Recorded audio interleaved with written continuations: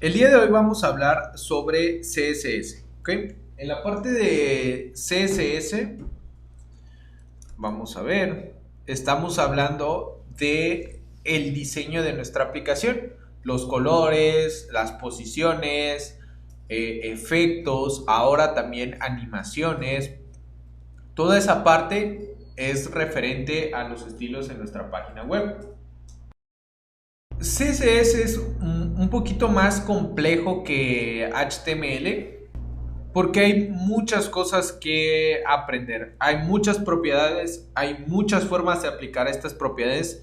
Hay propiedades que necesitan estar combinadas con otras para funcionar. Hay navegadores que pueden entender algunas propiedades y hay navegadores que no entienden algunas propiedades. Entonces hay que ser muy creativo y CSS es mucho más parecido a es muy parecido a programar porque hay que ser creativo con la forma en cómo nosotros vamos a combinar las propiedades para crear sitios bien hechos, vaya, ¿no? Entonces, incluso CSS en el futuro va a tener variables. CSS ahorita ya tiene una variable, una variable que es la primera variable que hay en CSS que se llama current color. Vamos a ir platicando de eso. Vamos a utilizar Sass para escribir CSS. Sass tiene ciclos, tiene condiciones, tiene funciones. Entonces es parecido a la programación y de hecho en términos pues de Sass ya lo podríamos considerar un lenguaje de programación porque hay ciclos, hay variables, hay funciones. Entonces es ya un poquito más complejo. Obviamente aquí vamos a hablar de varias propiedades, pero si quieres y ir más a fondo en esta parte de CSS, hay un curso que tiene más de 70 videos explicando cada una de las propiedades de CSS, desde selectores, pasando por medidas, hasta animaciones, pseudoelementos. Entonces son muchas cosas. Son más de 70 videos, entonces eso te habla de la complejidad de CSS. Este curso te va a enseñar qué propiedades y cómo declararlas, pero después de eso viene un paso más de aprendizaje que es cómo combinarlas para crear soluciones. Aquí, obviamente, eso es lo que más vamos a ver aquí. Eso es lo que más vas a aprender aquí. También si ya sabes algo de CSS, si ya eres intermedio y quieres convertirte como en ninja de CSS, hay un libro que se llama Secretos de CSS o CSS Secrets de Levaru. Entonces ese es muy recomendado para que veas cómo hay soluciones muy creativas con CSS. Pero en fin, vamos a hablar para los que apenas estamos empezando y queremos hacer CSS en nuestro curso. Hay tres formas de colocar CSS en una página y voy a ir de la que menos deberías utilizar hasta la que deberíamos utilizar. La más práctica, pero la más sucia, vamos a decir, es colocarlo como un atributo de un elemento de HTML. Cabe mencionar que estas etiquetas de HTML que están declaradas por el menor y el mayor que, también pueden contener atributos. Estos atributos se colocan como el nombre del atributo igual y el valor del atributo. Entonces, por ejemplo, H1 también tal vez podría tener un atributo que se llamara algo y algo así, ¿ok? Entonces, básicamente esta es la estructura de un atributo. La primera forma en cómo podemos colocar un estilo es con un atributo. Voy a colocar, por ejemplo, que el color de este texto sea rojo.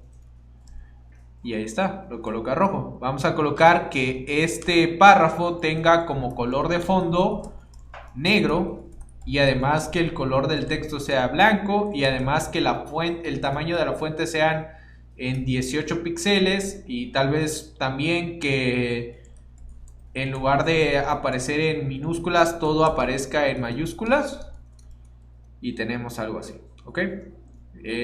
También, por ejemplo, no sé, juguemos más con las cosas. Voy a decirle que todo lo coloque alineado, centrado más bien. Y ahí está, lo centra. Voy a colocar que lo alinea a la derecha. Y ahí está, lo coloca a la derecha. Entonces, todas las propiedades, cada una de estas declaraciones que están separadas por punto y coma es una propiedad. Por ejemplo, tenemos la propiedad background color. y lo que está después de los dos puntos es el valor de esa propiedad. Entonces cuando colocamos que el valor de la propiedad background color sea negro, pues básicamente estamos diciendo que el fondo sea negro. Cada una de las propiedades o de las reglas tiene que separar por un punto y coma, ¿ok? Punto y coma, y listo. Entonces tenemos propiedad y valor, ¿ok? Listo. Hay unas que, todas estas propiedades que coloqué aquí solo tienen un valor, es decir, black, white, 18 píxeles. Hay otras un poquito más complejas, como por ejemplo box shadow, que tienen varios valores. Vamos aquí a colocar 10 píxeles, 10 píxeles, 2 píxeles y lo vamos a colocar negro. Entonces aquí no lo vemos. Que no lo vemos. Les decía que también una parte importante del... ok, ya vi por qué. Una parte importante del curso va a ser hablar sobre la consola del navegador. Entonces aquí yo coloqué una sombra a 10 píxeles de distancia hacia la derecha y 10 píxeles hacia abajo, que son los primeros dos valores, hacia la derecha y hacia abajo. El tamaño de la sombra le puse 10 píxeles, vamos a ponerle, no sé, 50. Y se ve así. Esto es como que el blur que hace la sombra, qué tanto lo expande. Les digo, hay unas propiedades que son un poquito más complejas de entender. Y esto último de acá es el color de la propiedad. Cuando hablamos de colores, podemos tener el color en hexadecimal, en RGB, en HSL o en uno de los 16 nombres que CSS reconoce por su nombre. Por ejemplo, black, red, blue, y hay otro sinfín de cosas, desde pink hasta silver. Entonces todo eso lo puedes encontrar en la W3 Schools o en el curso de CSS, ¿sale? ¿Qué más? Les decía que también tenemos en la parte de hexadecimal, voy a abrir este que es el Color Picker. Este es un programa que yo descargué. Obviamente, cuando necesitas escoger colores, necesitas tener una aplicación que te permita conocer el hexadecimal del color que tú quieres. Hay varias aplicaciones en internet, desde colors.co hasta color.adobe.com. Ok, colors.com murió. Colors.adobe.com. O sea, hay muchos lugares donde puedes buscar colores. También tú puedes descargar una aplicación como esta del Color Picker.